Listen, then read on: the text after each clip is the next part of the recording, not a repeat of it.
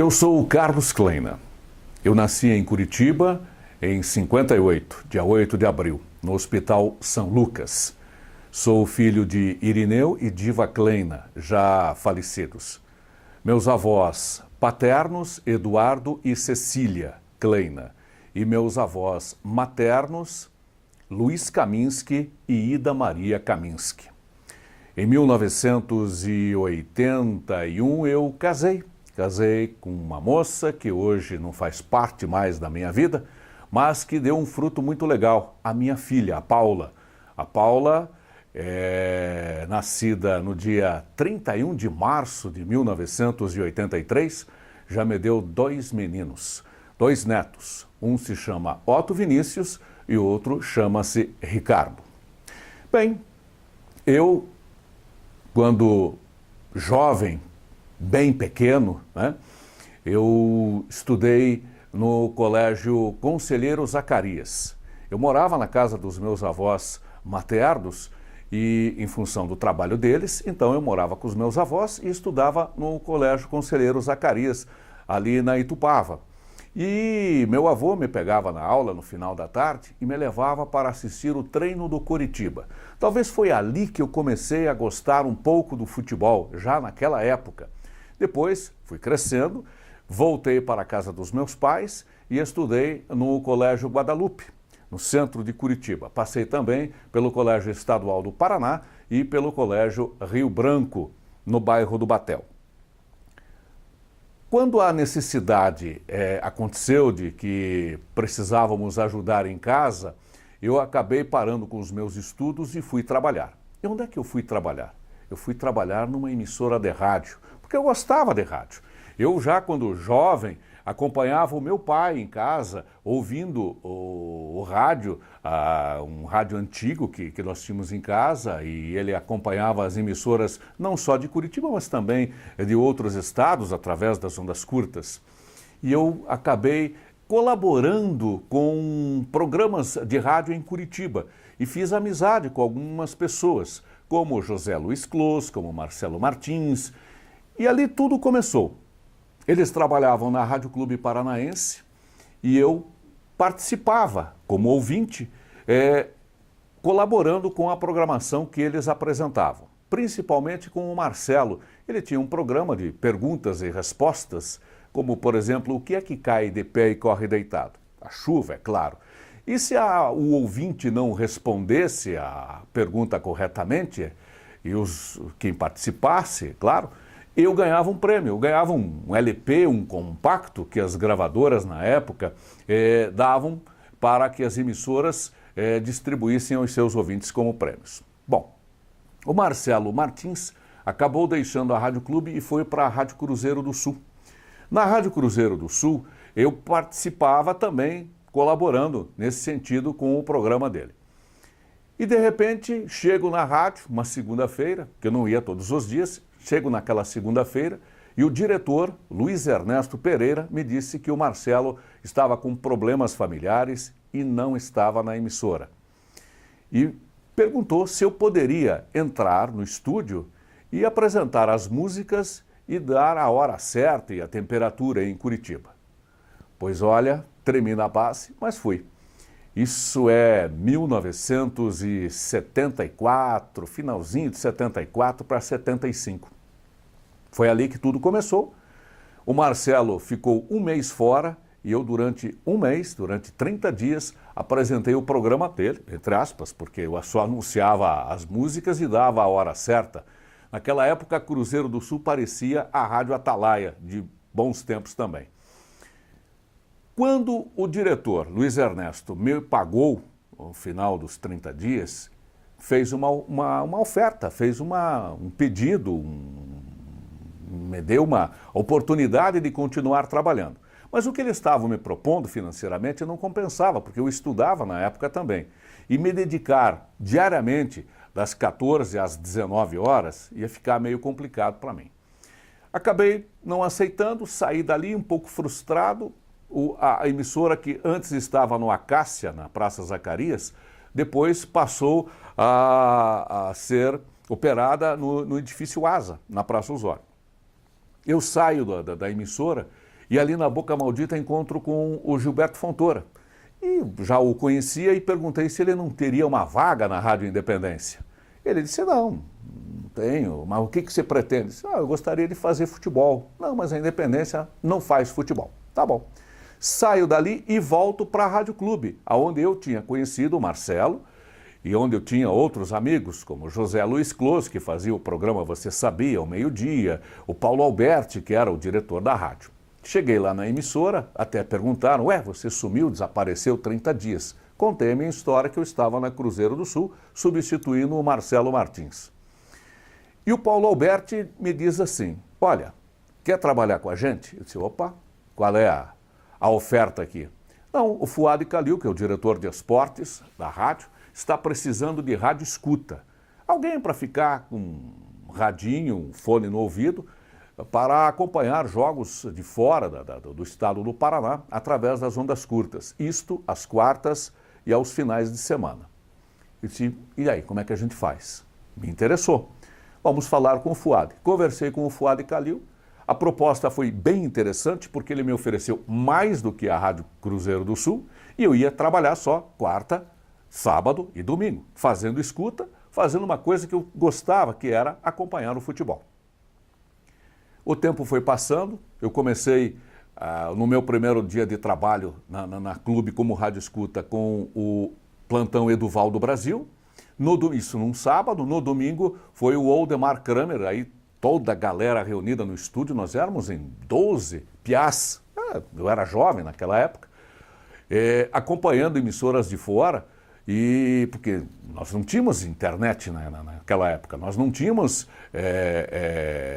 Facebook, nós não tínhamos nenhum aplicativo de celular e o celular nem existia. Era tudo à base do rádio ou então através do telefone, quando a gente fazia as ligações para diversas cidades do país inteiro.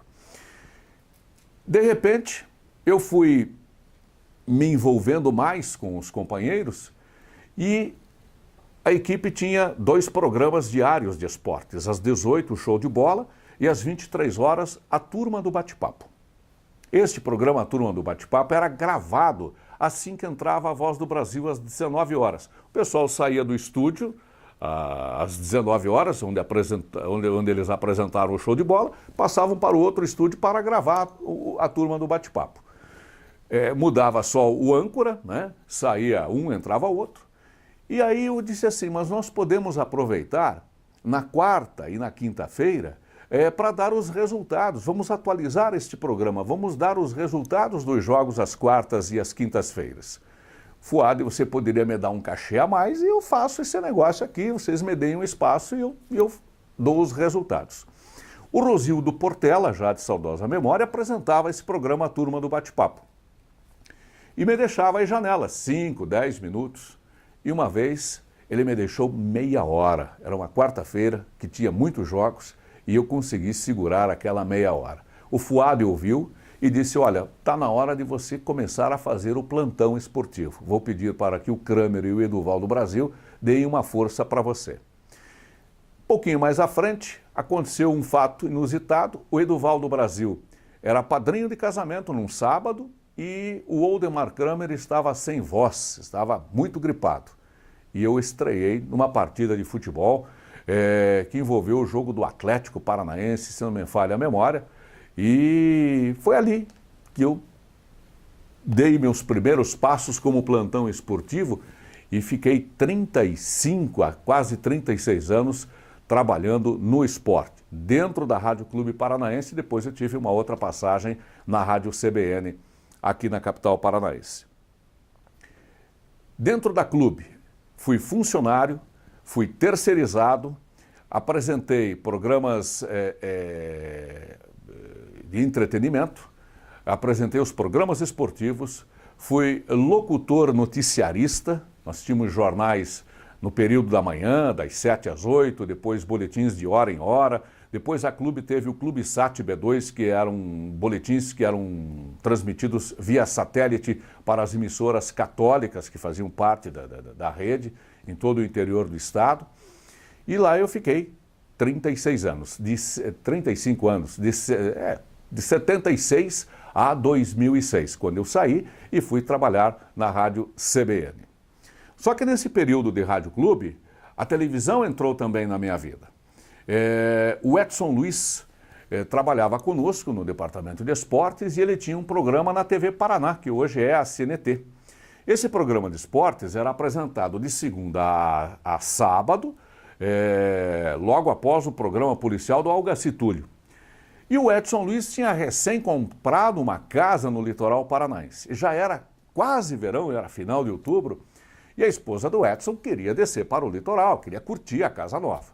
O Edson tinha o problema do programa, que ele não tinha condição de deixar gravado o programa esportivo, porque a emissora naquela época não tinha condições técnicas. Aí ele me convidou: você não quer apresentar o programa do sábado? Te pago um cachê. Eu faço de segunda a sexta e você vai lá na televisão e apresenta o programa de sábado. É tranquilo e tal. Perfeitamente. Acertamos. Na segunda-feira, eu fui apresentado pelo Edson ao diretor Alceu Honório e apresentado ao telespectador do Canal 6. O Edson, é o Kleina, tal, a partir do sábado ele vai estar aqui com vocês, apresentando esse programa e tal, etc, etc. Naquele mesmo dia, naquela segunda-feira, o Edson foi jogar futebol. Acabou sofrendo uma contusão, ficou com um gesso da virilha ao calcanhar e na terça-feira eu estava apresentando o programa diário da TV Paraná, Canal 6, o programa de esportes, que era terceirizado pelo Edson Luiz. Na sequência, a televisão acabou me contratando e eu passei depois a apresentar o Jornal da TV. Era um jornal que entrava às 7h15 da noite, em rede estadual. Nós tínhamos um colega de Londrina, um colega de Cascavel e eu. Nós fazíamos um giro trazendo as informações do estado. Esse jornal entrava antes do Jornal da Bandeirantes, que naquela época era apresentado pelo Ferreira Martins e pela Marília Gabriela. Depois, eu voltei a fazer um programa de esportes no mesmo Canal 6, com o Lombardi Júnior, que terceirizou um horário. E aí eu apresentava o programa de esportes e apresentava o jornal e também trabalhava na Rádio Clube Paranaense. Passado um tempo, eu fui chamado pela Brahma, aqui de Curitiba, para fazer Brahma Chopp dá $1 milhão. O dinheiro era outro naquela época, não vai pensar que é hoje $1 milhão. É o dinheiro daquela época. O sorteio era gravado no Canal 12 e entrava no ar. Nós tínhamos 1 minuto de espaço dentro da programação do Canal 12, às segundas-feiras. O editor de esportes na época, o Paulinho Rosa, ficava louco da vida, porque eu roubava, entre aspas, 1 minuto do Globo Esporte. E às vezes na segunda-feira tinha uma montoeira de gols para mostrar da rodada do Campeonato Paranaense.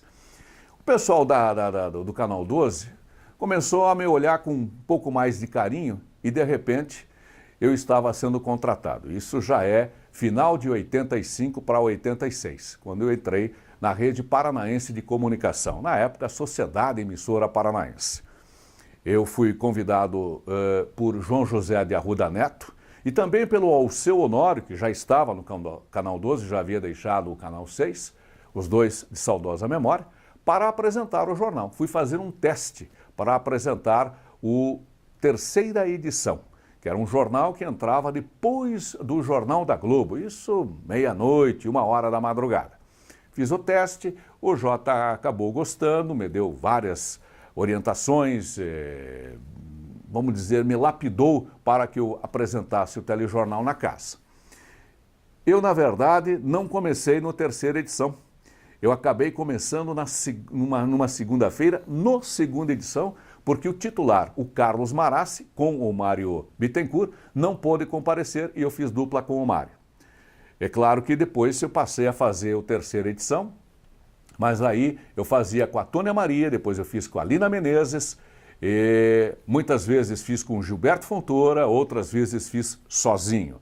Mas passei a fazer o Segunda Edição como titular, ao lado do Mário Bittencourt. Depois o Mário Bittencourt deixou a casa, acabou saindo, depois veio a falecer, e eu, ao meu lado, na bancada, passaram outros colegas, como a Cláudia Vicentim, como o Alan Kobe, como o Carlos Pedroso, como a Thaís Ferreira Lago, enfim, vários colegas sentaram ao meu lado e nós apresentamos esse jornal. Eu trabalhei 12 anos no Canal 12. Como eu não sou jornalista profissional, eu sou jornalista por tempo de serviço, numa deferência do general Massa, que era o responsável pelo Tribunal Regional do Trabalho aqui no estado do Paraná, e eu entrei, vamos dizer, numa fila onde entraram José Hidalgo Neto, Luiz Carlos Martins, enfim, tantos outros. Eu acabei deixando a casa. Saí do Canal 12, eu passei pela RIC, eu passei também pela TV Educativa por um bom período, em 2 gestões de governo, e depois eu estava na rádio CBN, onde trabalhei por 5 anos fazendo o esporte naquela emissora. Saí da CBN, passei a trabalhar com o pessoal de imobiliárias. Eu faço parte do Conselho Federal dos Corretores Imobiliários. Eu não sou corretor, eu faço parte da comunicação no COFES, né, levando aos corretores de imóveis as informações através de vídeo, através do site deles. Curiosidades da vida do Carlos Kleina. Eu gosto de pescaria. Eu era um pescador de lambari, saía pescar com meu pai lambari. Aí um dia, Lombardi Júnior, que trabalhava comigo na Rádio Clube, disse assim: que tal se a gente fosse pescar em alto mar? Isso é uma experiência interessante, então vamos. E lá fomos nós, para Antonina, pescar com o Tatu, que é o cara que atendeu Barcímio Sicupira, atendeu Valmor Zimmermann, o próprio Lombardi, enfim, algumas pessoas de importância da nossa Curitiba em relação a locais para pescaria de robalos e calafates. Foi muito interessante. Uma semana depois, o Lombardi me faz uma outra proposta. Que tal se nós fôssemos pescar no Pantanal? Eu disse, mas eu não tenho dinheiro para ir ao Pantanal, é uma pescaria cara. Ele disse, não tem problema, eu banco essa para você. E bancou, e lá fomos nós. Saímos de Curitiba, de avião, fomos até Campo Grande. De Campo Grande nós pegamos um carro, o cunhado dele morava lá, e rodamos 300 quilômetros na Transpantaneira até o Passo do Lontra, que fica a 80 quilômetros de Corumbá. E lá eu fiz meu debut com peixes de água doce. E na saída, na pescaria inicial, Lombardi ficou até com um pouco de dor de cotovelo, porque na largada eu peguei um pintado de 17 quilos. Ele ficou louco da vida, porque ele queria ser o primeiro a tirar um peixe da água, mas, na verdade, fui eu. Foi uma pescaria fantástica, maravilhosa. Fui 3 ou 4 vezes com ele, um lugar fantástico, maravilhoso. Uma outra curiosidade com o Lombardi. O Lombardi foi fazer uma transmissão do Jogo do Brasil com a seleção do Chile em Santiago. E a Rádio Clube Paranaense com 3 ondas curtas, 25, 31 e 49 metros. Deu um problema na transmissão 4 fios. Então ele estava sem o retorno da transmissão. Ele resolveu fazer a transmissão por telefone para ele ter um retorno. Mas de repente ele acabou acompanhando a transmissão pela onda curta, porque houve a queda da linha e eu pelo ar, eu disse assim, se você estiver me ouvindo aí em Santiago, na onda curta, recoloque o seu telefone no gancho. Foi o que ele fez, nós conseguimos completar a ligação e ele voltou a transmitir o jogo em que o Brasil venceu o Chile naquele dia pelo marcador de 1-0. Trabalhou o Mário Henrique como repórter e foi naquele dia em que o José Hidalgo Neto, que era sócio do Lombardi, disse assim, eu não trabalho mais com você, você segue a sua vida, eu sigo a minha. E aí houve a separação da dupla e o Lombardi ficou por mais alguns anos como titular de esportes da equipe positiva na Rádio Clube Paranaense. Fizemos viagens maravilhosas, eu conheço esse Brasil inteiro, porque ele foi o presidente da ABRACE, Associação Brasileira de Cronistas Esportivos, e quando havia um congresso, como eu era o secretário do Lombardi, o acompanhava e conhecia esse Brasil de ponta a ponta, graças à Associação Brasileira de Cronistas. O rádio só me fez bem e eu tenho muito que agradecer àqueles que me ensinaram, me deram os primeiros passos, me ensinaram os primeiros passos dentro do rádio e também na televisão do Paraná.